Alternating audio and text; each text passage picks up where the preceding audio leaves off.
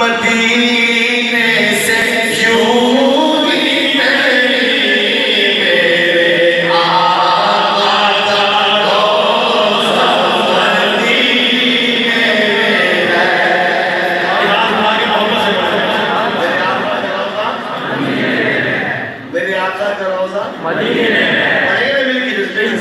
मोहब्बत से पढ़िए मेरी उल्फत मदीने से चूरी नहीं पढ़िए मेरे आका का रोज़ा मैं मदीने की जानिब ना कैसे खींचूं मैं मदीने की जानिब ना कैसे खींचूं मेरा दीन और दुनिया मदीने पे है पढ़िए मेरे आका का रोज़ा मदीने में है।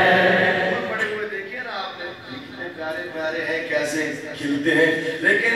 शायद बड़ी प्यारी बात करता है वो कहता है कि ये फूल ऐसे खिलते हैं कैसे, सुनिए और मोहब्बतों से नवाजिए। बोले ऐसा फरमाइए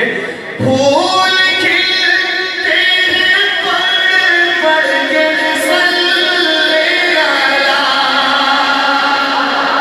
झूम कर कह रही है ये बात सफा झूम कर कह रही है ये बात सफा ऐसी खुशबू चमन के गुलों में कहाँ ऐसी खुशबू चमन के गुलों में कहाँ जैसी खुशबू नबी के पसीने में है। फिर मोहब्बत से पढ़िए मेरे